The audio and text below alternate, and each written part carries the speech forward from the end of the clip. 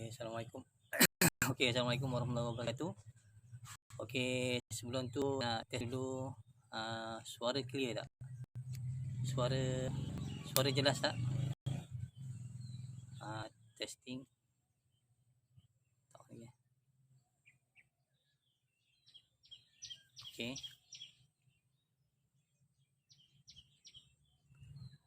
Okey. Suara jelas tak kepada sahabat-sahabat yang di luar sana? Sila komen sikit suara jelas tak sebelum kita nak mula kita punya live.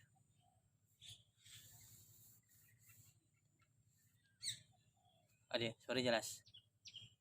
Ada suara jelas. Assalamualaikum. Assalamualaikum warahmatullahi wabarakatuh. Alhamdulillah. Hari ni hari Jumaat. Kita live sikit pagi bersama Madu Seribu Kasih. Saya Azmi bin Abdul Hashim, salah seorang daripada founder Madu Seribu Kasih. Kepakaran saya ialah membantu anda di luar sana bagi mendapat madu keduduk asli dengan cara kaedah pemakanan dan pengamalan cara yang betul agar kesihatan anda lebih bertenaga dan bertambah baik. Sebelum tu saya nak tanya dulu. Saya nak tanya energi dululah. Energi apa di pagi Jumaat ni, saya nak tanya energi orang Johor, orang Kota Tinggi dululah. Kita tanya orang Kota Tinggi sebab saya tinggal di daerah Kota Tinggi. So saya nak tanya, apa khabar orang Kota Tinggi? Apa khabar orang Kota Tinggi semua? Apa khabar puan-puan, tuan-tuan, makcik-makcik, adik-adik? Hari Jumaat ni bangun, wake up, hari yang penghulu segala hari yang sangat-sangat baik, hari yang bagus untuk kita perbanyakkan salawat ke atas Rasulullah SAW. Seterusnya kepada orang Melaka, orang Selangor, orang Kelantan, orang Perlis, orang Sabah, sahabat-sahabat saya ada di Sabah dan Sarawak. Apa khabar semua? Semoga tuan-tuan semua berada dalam rahmat Allah Ta'ala. Sebelum kita pergi lebih lanjut lagi, kita hadiahkan Al-Fatihah kepada junjungan besar Nabi Muhammad sallallahu alaihi wasallam, kepada ibu bapa kita, kepada guru-guru kita, kepada kaum muslimin dan muslimat, kepada jiran-jiran kita, kepada keluarga kita. Semoga Allah Ta'ala beri rahmat dan lindung kita semua. Al-Fatihah.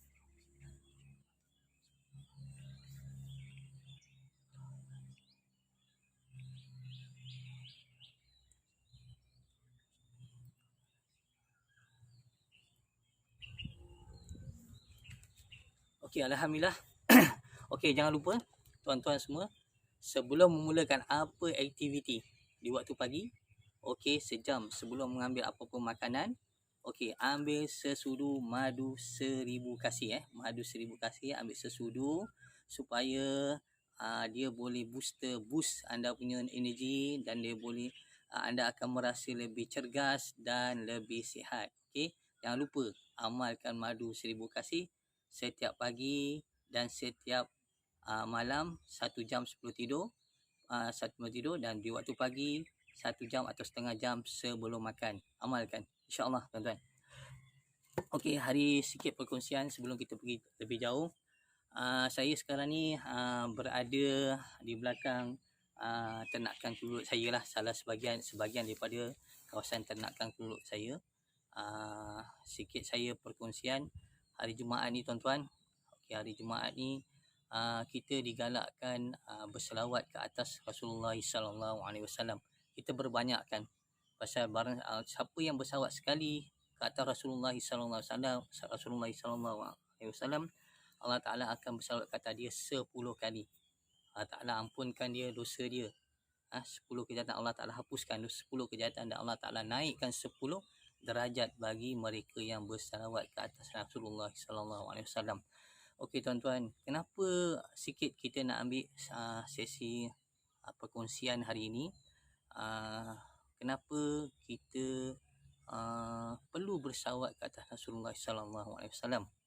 Sebelum kita seterusnya kita pergi tajuk buat baik kepada ibu bapa. Kita ambil sedikit selawat Rasulullah sallallahu alaihi wasallam ni. Rasulullah sallallahu alaihi wasallam ni sangat cintakan akan umat dia.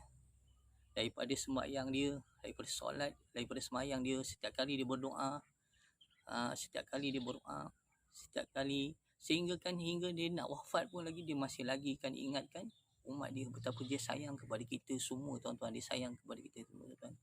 Jadi kita mengingatkan Rasulullah ni, kita selawat Rasulullah ni sangat-sangat penting.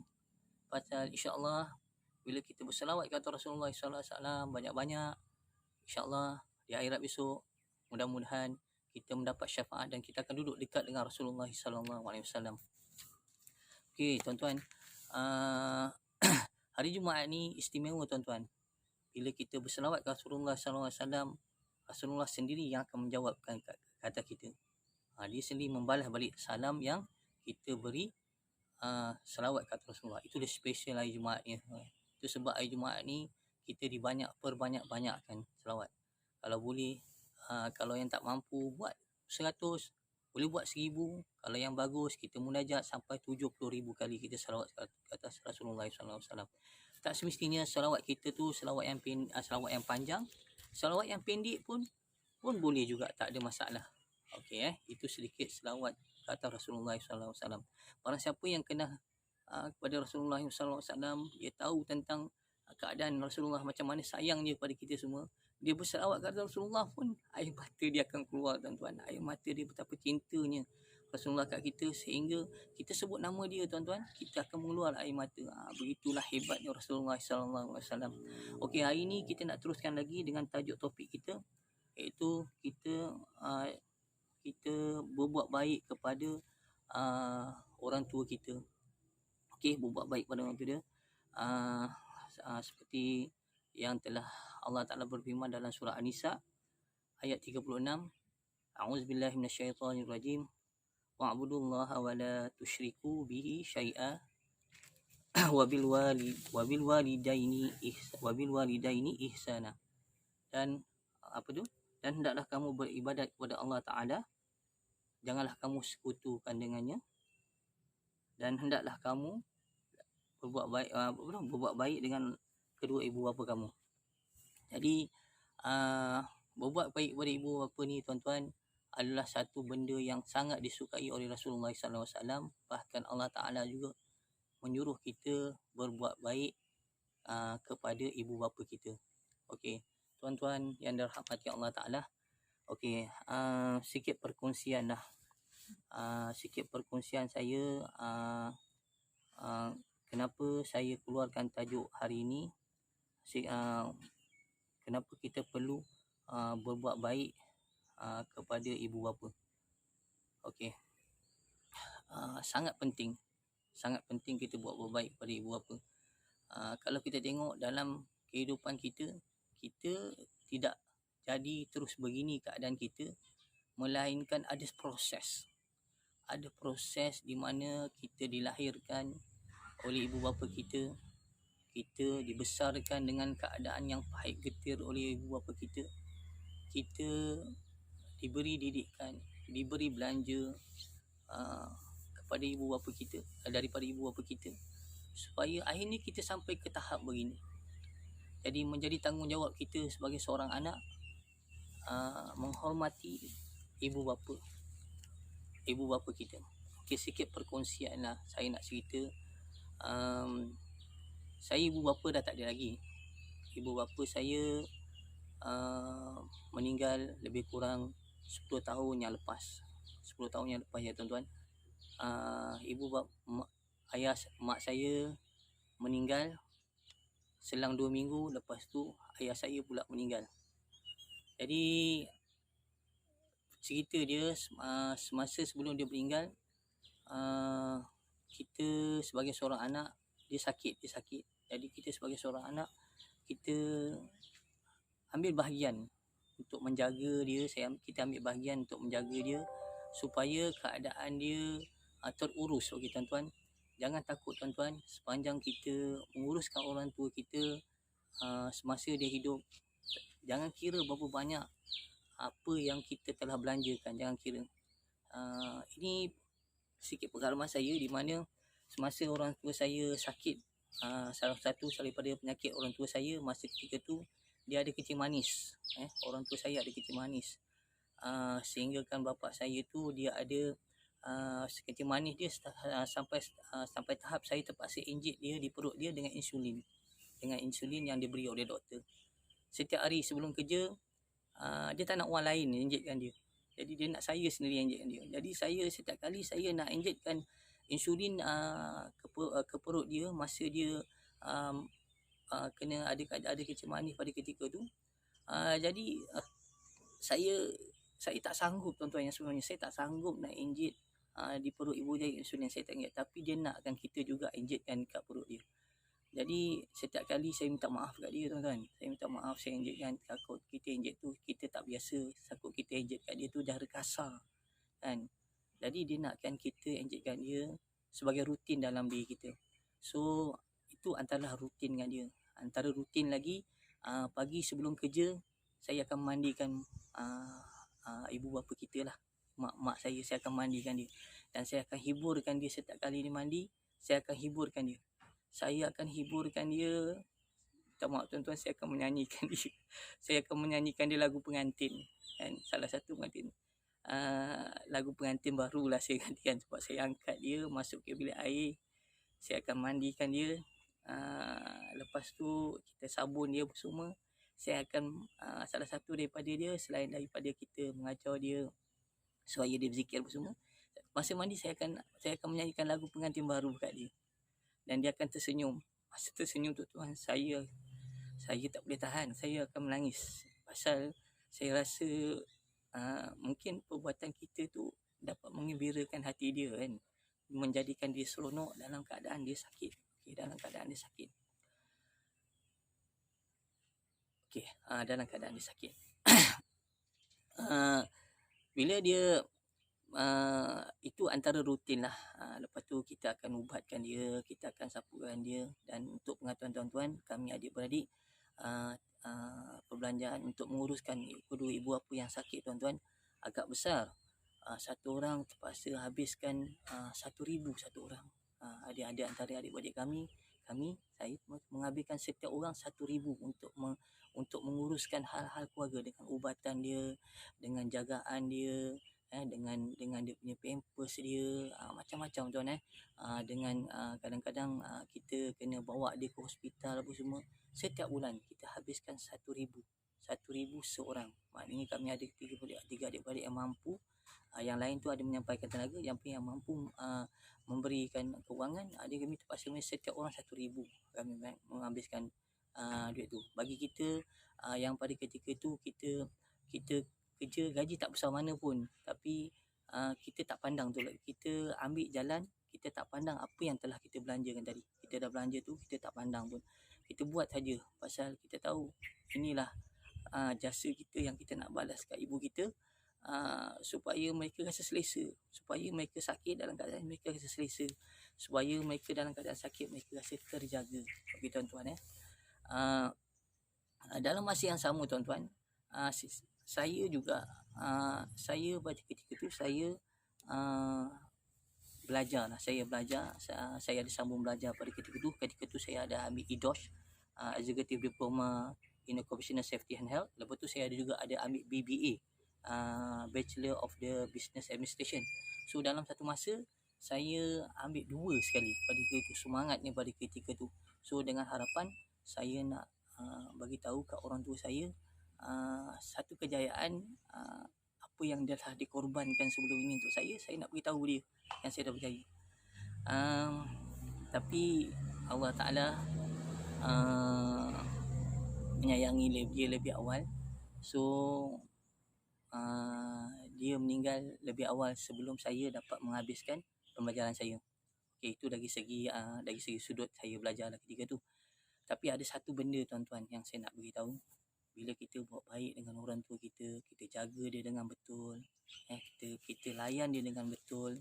Jangan pedulikan apa kata orang, jangan pedulikan apa masalah yang mungkin adik-beradik yang tidak sepahaman ataupun ada rasa tak, kita anggapkan benda tu adalah satu benda yang masing-masing ada masalah. Kita terima dengan positif. Satu benda yang saya nak kongsikan, dan bila kita habiskan masa tu sebelum dia meninggal dunia, alhamdulillah tuan, masa tu saya kita ada hutang tuan-tuan. Kan kita belanja keluarga ramai, kita ada hutang. Kita ada hutang keluarga, kita ada hutang kad kredit, kita ada hutang rumah yang banyak pada ketika tu. And then bila kita tak pedulikan tu semua tu, kita dahulukan orang tua kita, Allah Ta'ala beri rezeki kat kita tuan-tuan. Rezeki yang tak dijangka-jangka. Kat sini saya nak kongsi kat tuan-tuan. Rezeki yang tak dijangka-jangka, di mana pada ketika tu saya dapat peluang buat kerja. Allah Ta'ala berikan rezeki dia. Saya mampu selesaikan semua kad kredit saya yang maksima. Kad kredit saya pada ketika tu ada gold, ada platinum. Semua kad kredit saya tu dapat dilunaskan. Masa dia belum meninggal lagi saya dapat lunaskan. Itulah hebatnya bila kita jaga orang tua kita dengan ikhlas.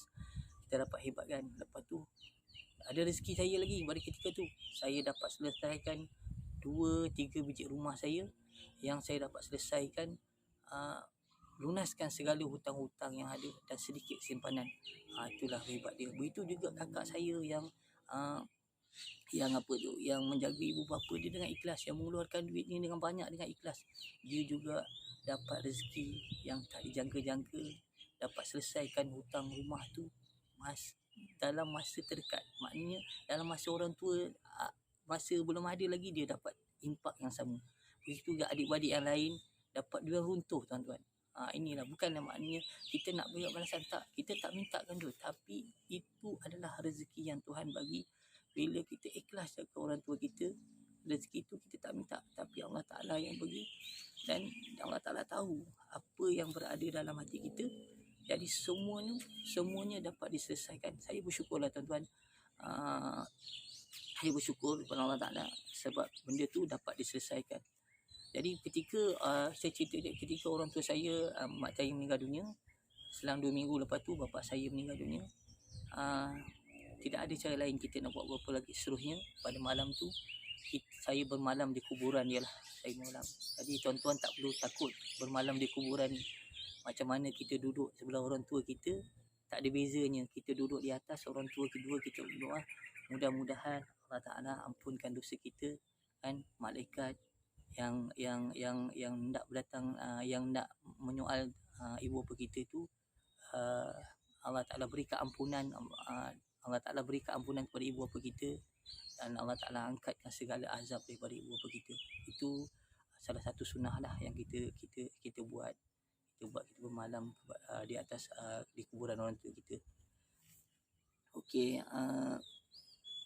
ketika dia dah meninggal dunia, saya pada ketika tu saya rasa tahun tu saya syugul tuan-tuan. Saya sangat rasa saya bermuram lebih kurang 6 bulan saya tak boleh nak melupakan orang tua saya. Saya setiap kali saya berjalan, saya bawa kereta, saya pergi kerja, saya akan menangis. Saya akan keluar air mata saya. Bila saya bersedihan, saya akan keluarkan menitikan air mata saya kerana sedih. Saya kehilangan orang tua saya dalam masa 2 minggu. Dalam masa 2 minggu, saya hilang kedua-dua orang tua saya. Pada ketika tu, lepas beberapa bulan, saya ingin sambung balik pelajaran saya. Dan saya dah buat pembayaran. Saya tak boleh nak belajar tuan-tuan. Saya tak boleh nak belajar. Saya cuba belajar, saya tak mampu nak belajar sebab saya dah out dah segala-galanya. Jadi saya rasa satu kehilangan dan saya tak mampu nak belajar lagi. Saya stop sampai situ. Begitu juga dengan apa yang telah saya buat, saya tak teruskan. Kami tak teruskan apa yang telah Allah Ta'ala telah beri rezeki tadi tu. Sepatutnya saya teruskan lagi untuk kembangnya. Saya tak teruskan apa yang berlaku pada rezeki yang Tuhan bagi tu. Saya stop sampai situ. Saya rasa cukuplah segala-galanya. Tapi yang sebenarnya tuan-tuan, saya buat satu kesilapan yang besar, kan? Bila yang sebenarnya saya buat, bila kita buat baik pada ibu bapa kita, Allah Ta'ala beri rezeki pada kita.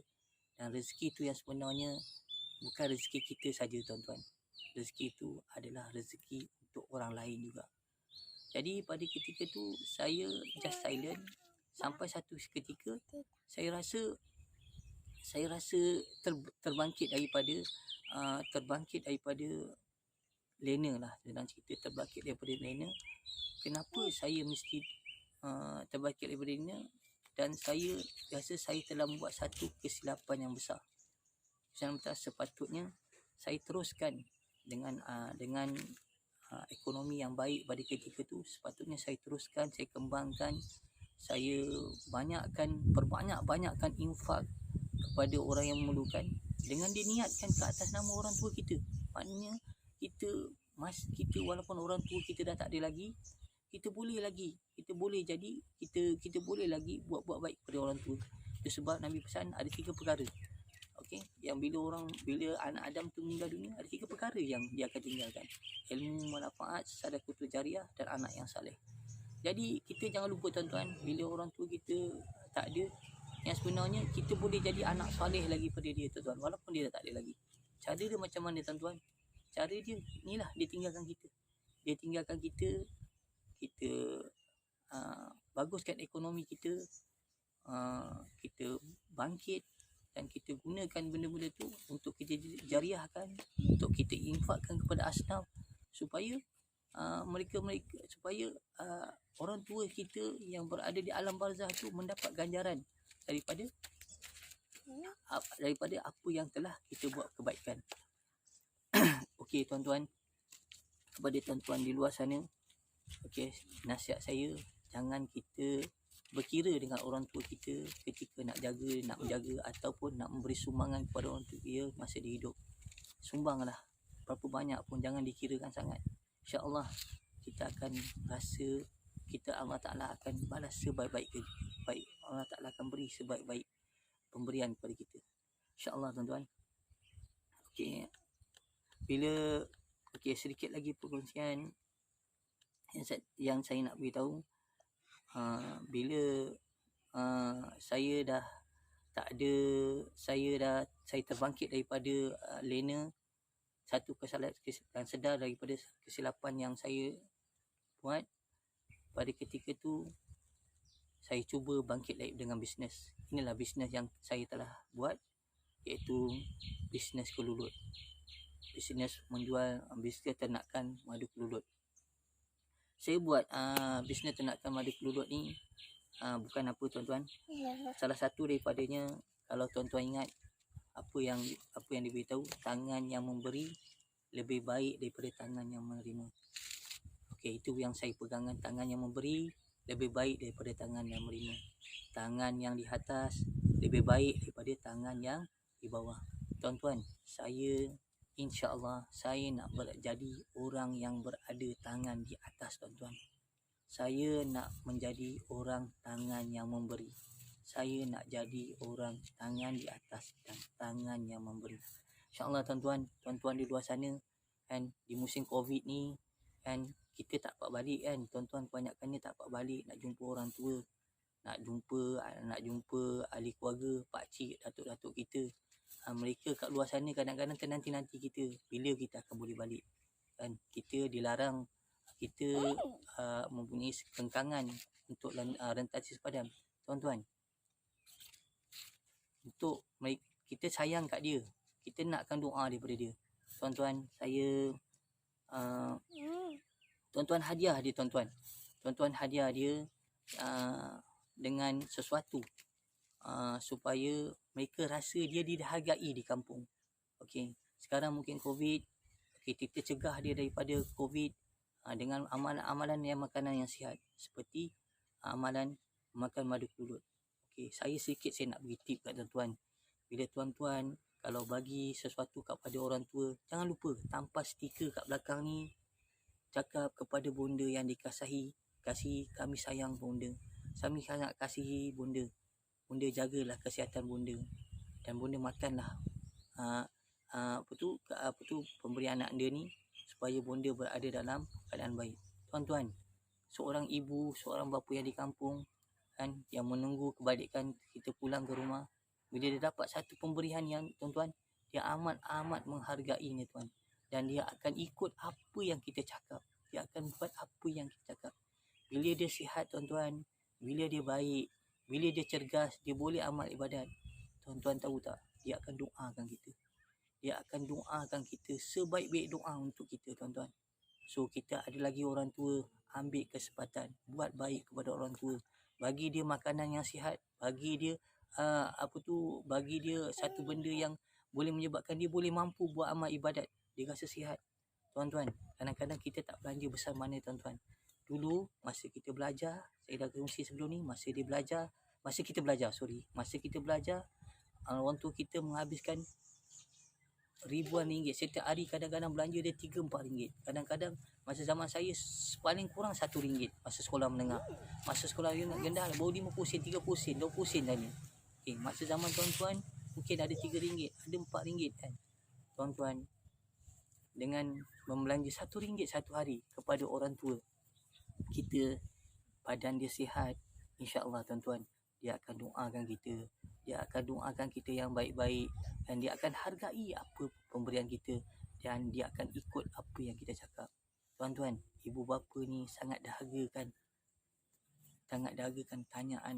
pertanyaan daripada kita, khabar kita. Dia sangat dahagakan, tuan. Dia tidak pernah, orang tua ni dia takkan menunjukkan dia dahaga tu, tapi tuan-tuan percayalah, tuan-tuan buat, tuan-tuan tampal, suruh cucu tulis. Atuk kata, anak tu kata Aina nama dia. Atuk, Aina sangat sayang pada atuk. Tuliskan. Kan, anak sangat sayang pada atuk. Ibu ayah sangat kasih pada atuk. Bila dia dengar tuan-tuan tulis dekat botol ni, tulis kat mana hadiah-hadiah yang tuan-tuan bagikan untuk kesihatan dia, dia akan rasa diri dia amat dihargai, tuan. Macam saya kata, tulislah. Jangan rasa janggal. Jangan rasa kita rasa segan, tak perlu. Kan? Dan orang tua kita akan sayang dan akan mendoakan kita setiap kali selepas solat fardu atau solat sunat, dia akan mendoakan kita. Percayalah, tuan-tuan. Kalau kita ada benda yang kita rasa janggal, kita rasa tak sedap, kita rasa ada benda yang tak kena dalam kehidupan kita, ada benda yang kita tak betul dengan orang tua kita. Kadang-kadang kita rasa diri kita tu betul, kita tak ada buat salah orang tua, tapi kita yang sebenarnya ada salah.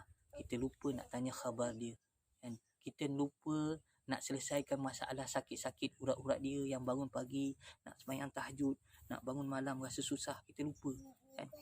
Kita beri dia. Kita hargai dia. InsyaAllah, tuan-tuan. Okey, tuan-tuan, sikit perkongsian pagi ni.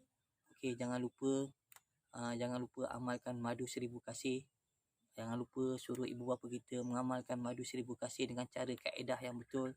InsyaAllah Tuhan lebih sihat dan bertaga. Madu ori, madu kita, madu 1000 kasih. InsyaAllah kita akan kongsi lagi tips-tips, okey, tips-tips lain dalam channel kita. Tuan-tuan boleh melayari website kita madu 1000 kasih, ataupun menelpon kami 018 90 018 9044459. Okey, tuan-tuan, insya-Allah berjumpa lagi. Semoga tuan-tuan berada dalam rahmat Allah Taala. Jangan lupa hari ni hari Jumaat, bukan kata hari Jumaat saja, hari-hari yang lain juga kita perbanyakkan selawat ke atas Nabi. Tuan-tuan, saya nak beritahu, satu hari 1000 selawat tak banyak mana. Sambil duduk, sambil baring, sambil semua kita boleh selawat kata Nabi. Kalau satu hari kita boleh 1000 kali, tuan-tuan, 1000 selawat kata Nabi, okey, 70 hari dah berapa? 70,000, tuan-tuan. Hadiahkan 70,000 kepada ibu bapa kita. InsyaAllah mereka, Allah Ta'ala akan angkatkan segala azab dia, dan Allah akan letakkan ke dalam dia tempat golongan-golongan orang yang baik. InsyaAllah, tuan-tuan, itu saja perkongsian saya. Okey, minta maaf kalau ada kekurangan, minta maaf kalau ada tersilap kata, tersalah bicara. Saya ucapkan tuan-tuan semua, semoga lagi sekali Puan terima kasih kerana sudi bersama kami, dan saya ucapkan sudi bersama kami dan sudi beramal dengan madu 1000 kasih. Okey, assalamualaikum warahmatullahi wabarakatuh.